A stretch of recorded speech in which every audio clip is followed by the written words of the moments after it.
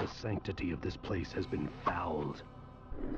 Since Diablo 2 has just come to consoles for the first time with Diablo 2 Resurrected, which was a fantastic version of that game, it kind of got me thinking about Diablo 1's console port on the original Sony PlayStation. Going back and replaying this for the first time in over 20 years, Diablo 1 certainly shows its age a bit in both gameplay and graphics, and taking into consideration just how far we've come with Diablo 3 and now Diablo 2 Resurrected, that shouldn't stop you from experiencing the original in any way you can. It is a bit more stripped down, but it's the key components of this game that proved this formula could work, and the series has just gotten better with each entry. The biggest hurdle, I will say, when going back to Diablo 1 is that you have to walk everywhere. You cannot run in Diablo 1, and it really can make this game an absolute slog to play through. But once you get past that, you can really see why this series is just so good in the first place. As the opening cutscene begins, we see a warrior who returns home after surviving a war, only to find that his town has recently been deserted. The town's well has been infected, there's monsters inside the town's church, and it seems that this is all caused by the devil himself, Diablo.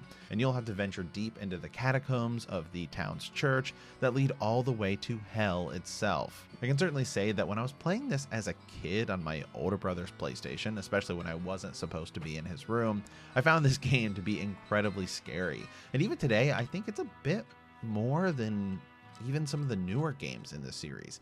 Diablo 1's atmosphere and art style, and of course its soundtrack, really made this game what it is, and there really were few games at this time that were really this dark and gritty. It even has loading screens as you dive deeper into the dungeons, which to this day still reminds me of the Resident Evil loading screens, making each subsequent level feel that much more dangerous. It could also be some of the slower gameplay, so when you get surrounded, you pretty much know you're about to die. Whereas in Diablo 2 and 3, it's much easier to get away from waves of enemy if you need to.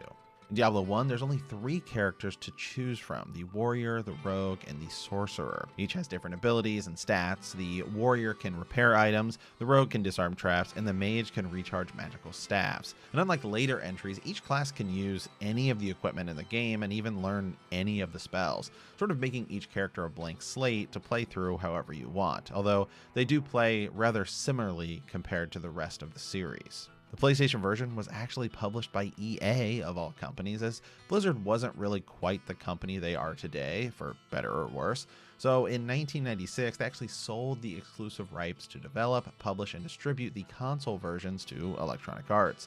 Then in 1998, the PlayStation version of Diablo was released, which was actually developed by Climax Studios. Obviously, the game lacked online play, but did feature a 2-player cooperative mode and even had some new lighting effects, as well as having a auto-aim for the ranged weapons, and even the option to increase the game speed, which is an absolute must. It is such a big difference. There's literally no way you can ever go back to the normal speed once you've played it on the faster setting. I think the transition to console, with it being pretty easy to pick up and play, was something back then which is actually kind of astounding, especially for a point-and-click based system. The character models in the background in the PlayStation versions can sometimes be a bit fuzzy, even on emulation. It can sometimes make it difficult to tell what you're supposed to be looking at when gear and items drop on the ground. The HUD has also been stripped down to accommodate the PS1, but at least the changes were mostly aesthetic and it still works well.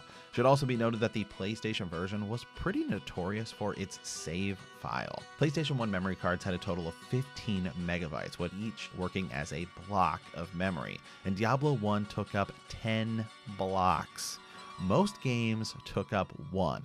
That's it. So Diablo 1 on the PlayStation took up 2/3 of your entire memory card. So you really had to be committed to playing through this game, since you can't save anything else. If you are looking to play Diablo 1 today, your best bet is going to be on the PC on GOG.com or GOG.com. It even includes the Hellfire expansion.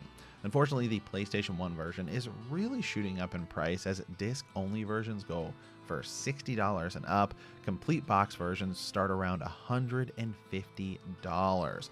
But you can play the PC version, which allows you to mod the game and do all sort of things like updated UI, faster gameplay, as well as the Hellfire expansion. Really just about anything you want in terms of mods, and that can be picked up for $10. But either way, it's a fantastic game, and you can really see where the series began. If you like this episode, be sure to hit that subscribe button or check out our podcast on iTunes or come hang out on Twitch. We'll see you next time. And as always, thanks for watching.